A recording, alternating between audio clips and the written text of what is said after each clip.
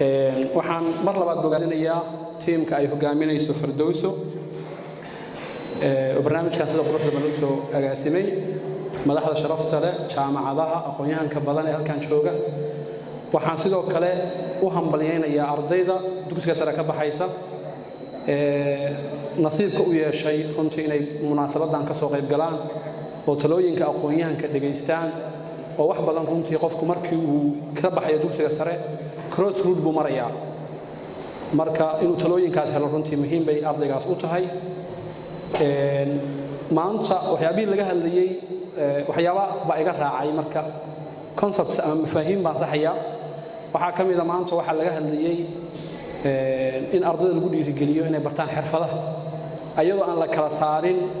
labada eray cilmiyeed xirfad iyo mihnad ama craft iyo profession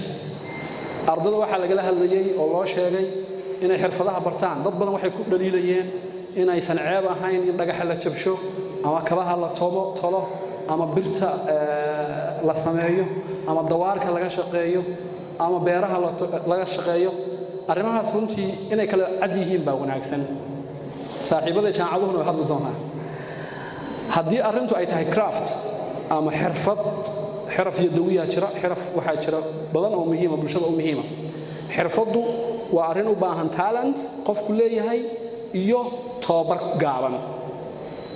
gaaban inaad xirfado yeelatid bay u baahan yihiin muddo gaaban aad ku yeelatid xirfaduhuna aad bay u badan yihiin waxaa hareer socda oo ilaa maanta idan laga sheekeynayay mihnado ama profession dhakhtarnimadu waa mihnad engineering waa mihnad macallinnimadu waa mihnad yani lawyernimadu waa mihnad arrimahaas waa mihnad waxay kaga duwan tahay waxay u baahan tahay process aqooneed waqti dheer u baahan iyo qualification jaamacadda aad galayso dugsiga waa inaad ka soo baxdaa jaamacaddu intaas oo level bay leedahay doodayda aniga waxa weeye labaduba waa muhiim inaan waxbarasho akadeemiga leenahay oo dad mihnadahaas leh dhakhtar si gaaban looma saari karo doctor dhagacadoo kala waa profession muhiim iyo takhasus muhiim engineeringkuna waa la mid lawyerkuna waa la mid waxbarashadaas akadeemiga ah si aan ardada ugu qancino halkan fadhiday maanta dhan waa la dadaaranayay inaysan ka xishoon in dhagaxa jibshaan kuma noqon karo qof dugsi sare ka qalin jabiyay lagama dhaadhicin karo inuu dhagaxa jabiyo oo kabaha tolo inagoo aan halkan soo istaajinayn qof milyaneer ku noqday kaba tole inaan mafaahiimta saxnaa loo baahay waxaan u baahannahay dadku in ay ardayga dugsi sare ka baxay waxbarashadiisa sare sii wado oo uusan horta waxbarashada ka harin marka uu waxbarashada ku biirayo jaamacadaha iyo halkan wada joogno oo dhan qaabka idinla hadlayna anaga ma inaas market garaynayno laakiin waxa weeye ardaygu inuu talafayo qaato oo kulliyadda uu ku biirayo ama programka uu rabo inuu barto uu isu fiiriyo asaga iyo ma ku fiican yahay ma jecel yahay ma rabaa iyo faayibal ma tahay oo ma ka bixi kartaa anoo arrimaha ka duulaya waan saddex aqoonyahan oo ina kala xiga oo tusaalayaal ka soo qaadanaya si arrimahaas aanan uga dhex bixin saddexda aqoonyahanka koowaad oo aan soo qaadanayno waxa weeye doctor caana oo sheekha oo liya Taariq Suwaydaani wuxuu qaatay PhD holder weeye oo petroleum engineer cilmiga batroolku barta wadankiisu waa Kuwait caan waxay ku yihiin batroolka laakiin kuma uusan shaqo tagin saa ka sheekeeyay waligiis alihiis shaqadii uu bartay oo PhD ku qaatay kama uusan shaqayn ma uusan jeclayn wuxuu ku caan yahay tababarada arrimaha maamulka quseeya iyo inuu wadaad yahay bucaan ku yahay waa entrepreneur oo wuxuu sameeyay wax ka badan 70 shirkadood oo warbaahinno iyo madbacado iyo xarumaha kale lagu tababaro iyo dugsiyo ah marka waa qof hal abuur leh marka mar uu dardaarmayay waxbarashada dardaarmayay wuxuu yiri annaga waxaan rabnaa marka dardaarankeenu yahay inaan helno qofka hadduu waxbarashada akadeemiga galo in uu noqdo ka baxo qof taabagal ah oo fildiga uu doortay ku soo baxa macallin hadduu yahay macallin muuqda inuu noqdo duu lawyer muuqda inuu yahay hadduu xisaabiye yahay accountant qof xisaabiyahan oo shaqo ku helaya inuu yahay hadduu dhakhtar yahay dhakhtar muuqda qof average aan ahayn qofkaas aan average ahayn oo laga rabo in waxbarashada akadeemiga ka soo baxo saddex shardi buu ku xiray inay iswaafaqaan wuxuu yiri waa inay iswaafaqaan programka jaamacadda ka baranaysa iyo waxa aad ka shaqaynaysid iyo waxa aad volunteerka ku tahay volunteerna isticmaalnaanaga qof volunteer ku shaqeeya xilliga haddana meeshaan oo kale waxa intaas oo dhalinyarada waxay ka shaqaynayaan volunteer wax ka qurxinaya saas ma qof baa wuxuu jecel yahay issue-ga noocaas ah haduu yimaado inuu volunteer gareeyo hadday iswaafaqaan marka waxa jeceshay inaad volunteer gareysid haddana aad baranaysid haddana aad yaani inaad ku shaqaysid jeceshahay waxa noqonaysa qof bright ah waxbarashadaadana sidii haday suuqa loo dhahay shaqo laga geeyay waa kaga helaysaa ee qof lagu yaqaan ma noqonaysa laakiin hadaa inta field kamida fieldiyada baratid aadan rabin waligaa inaad ku shaqaysid macallimiinta baranaysaa caafimaad baa baranaysaa business baa baranaysaa waligaana ma rabtid inaad isbitaal gashid ama aad fasal gashid waxaas waxay noqonaysaa tacab khasaar way waa tacab shiidle aqoonyahanka labaad aan rabo inaan fikir ka soo qaato waxa weeye arinteena qusaysa waa aqoonyahan kale oo Mareykan oo caan oo la yiraahdo Noam Chomsky waa nin Jew ah oo caan ah 65 sano buu hal jaamacad macallinka ahaa xirarkiyo kala duwan wuxuu ka jawaabayay wax la yiraahdo to be truly educated inaad noqotid qof dhabti aqoonyahan ah maxaa la dhihi karaa waa aqoonyahan waxaan arrimaha u soo qaadanayaa si aan loo oran qofka jaamacadda ka baxay shaqo ka walwalaya saas ma ama inuu wax qabto ka walwalaya wuxuu yiri waxa la iska rabaa qofku jaamacadda ka baxayo uu arday wax baranaya inuu yahay laba arrimood waxbarashadaas ay geeysiiso inay geeysiiso inquiries inuu keeno weydiimo inuu isweydiinayo noloshan casriga ah oo dhan waxa horseeday baa la yiri how and why in su'aal la isweydiinayo sidee bay saa ku dhacday hadda maamul firdowsa waxay barnaamijkan u qaban qaabisay sidee dadku shaqo u waayeen sidee looga bixi karaa shaqo la'aanta saas ma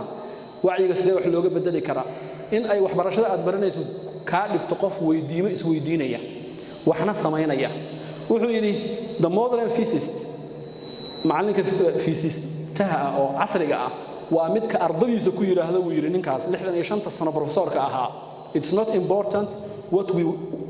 we cover in the class it's important what you discover in the real life waxa aad fasalka layliyada iyo kaadska iyo imtixaanada iyo baybarada aad fasalada uga shaqaysid muhiim ma aha waxa muhiim ah waxa aad banaanka ka qabatid bimaana waxa aan baranayno waa inay banaanka practicality ku leeyihiin suuqa waa inay ka shaqaynayaan marka wuxuu dhahay truly educated qofka ah waxaan ka wadnaa qofka inquiries keeni kara waxna abuuri kara in the basis of resources available to you wax aad haysatid ma aha inaad Mareykanka joogtid khayraad inta haysataa wax yar baa haysataa marka waxbarashada akadeemiga ah guusha aan ka rabno inay socoto weeyaan oo ay dadku bartaan laakiin ay bartaan fildiga ku haboon kulliyada ku haboon ay ku shaqayn karaan ay ka helayaan ay ku raaxaysanayaan waana inay ku leedahay kulliyada hadaa weydaan iska fariisan ay ku leedahay ABC D alternatives kulliyadaas hadaan waayo taasaan helaya hadaan taa waayo taasaan helaya isla markaasna qof productive ah tahay oo suuqa gala Ustaad Abdullaahi Nuur Salaad halkan wuxuu ka dardaarmayay in la ogaado maadooyinka Englishka iyo xisaabta waxaan kuugu darayaa iyo computerka saddexaas maadada ku fiican tahay suuqa shaqadu uu ku baahan yahay qof productive oo soo jeedana aad tahay aqoonyahanka saddexaad aqoonyahan Soomaaliyan ka dhigayna dad Arab iyo Mareykan soo qaadanay waxaan soo qaadanaynaa Saciid Ali Shire Dr. Saciid Ali Shire aqoonyahan reer Puntland oo caan ah oo qoraa ah halkan Umar Samatar buu 2014 asoo ku soo bandhigaya buugaag uu leeyahay oo saddex ah buugga hogaamiye iyo furaha ganacsiga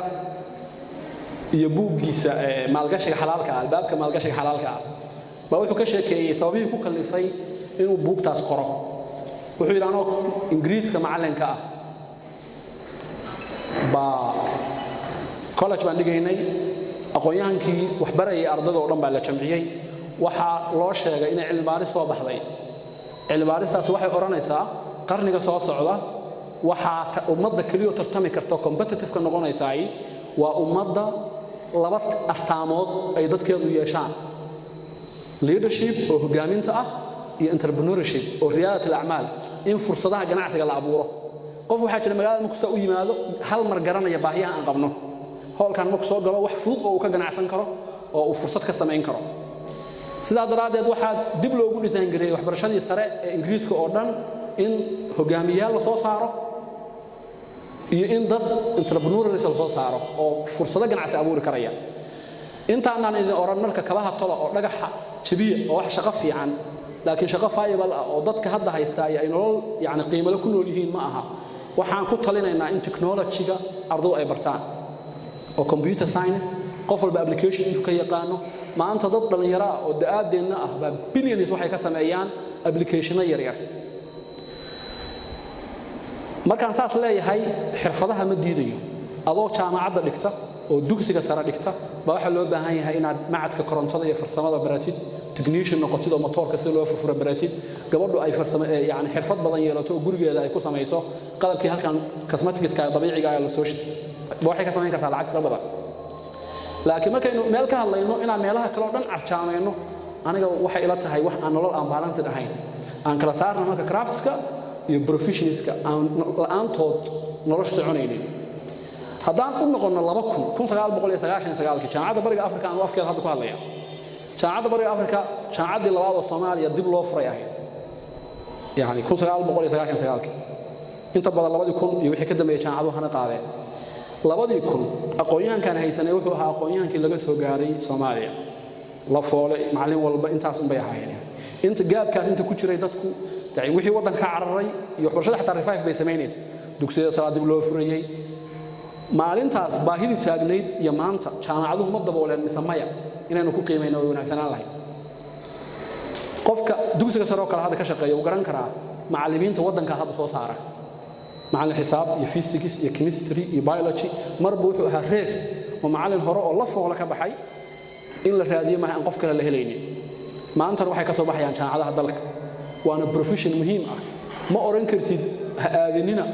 ma oran kartid sida haday lagu talinayay dhakhtarnimaha baranina qof arday isdiyaariyay oo science ka baxay oo reerkoodu diyaar u leeyihiin dhakhtar baraan ama dalka ha ka badaan ama banaanka ka badaane kulama tarin karno iska daa laakiin waxaan ka soo horjeednaa ujeedadu tahay over specialization in hal mawduuc aan kulligaan wada baranno kulligaan aan wada business baranno ama aan wada macallimiin wada noqono ama aan wada dhakhaatiir noqono da suuq taa uma baahna maadaama waxbarashada laga hadlayay waxaan ku talin lahaa hoggaanka haday khabiirkii badda si fiican buu runtii si shakhsi ah wixii uu geystay jaamacadii taladiisa qaatay jaamacadaha hadda ku shaqeeyo fishinary kulliyadaha kalluumaysiga leh buu sheegay arrintaas waxay u baahan tahay hoggaan iyo dawlad bay u baahan tahay fanka dawladda in la geliyaa loo baahan yahay waxbarashada sare qaybta muhiimka ah millions dollars baa laga sheekeeyo oo laga helayo beeraha kalluumaysiga ama beeraha jaamacadu waxay u baahan yihiin wasiiradu waa naga tageene in la maalgeliyo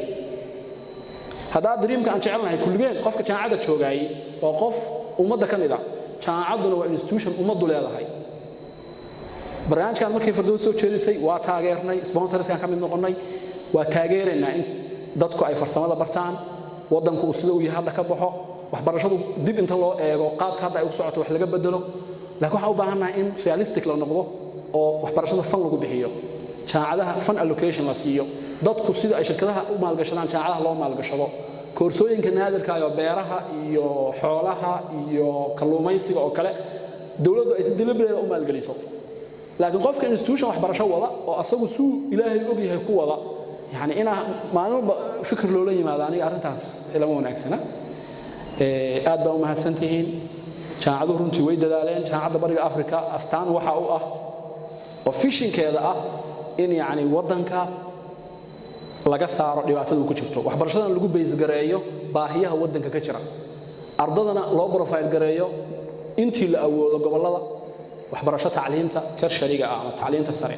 taasa waxay keentay jaamacadda bariga afrika 20 sano ugu dambeysay inay ku baahdo gobolada ugu balaaran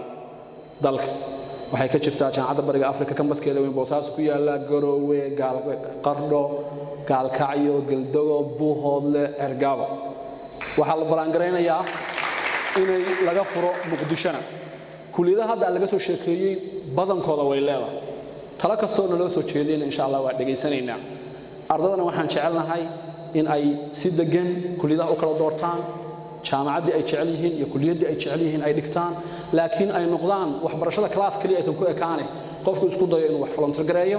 inuu shaqeeyo iskuulada ka shaqeeyo xirfad gurigiisa ku sameeyo abuuro goobaha xirfadda oo Gaalkacyo kale magaalooyinku ay ka duwan tahay waxa ku yaala Gothenburg in wiilasha ay iska qoraan oo gabdhuhu iska qoraan oo qofku isku day intuu baran karaa inuu xirfad yeesho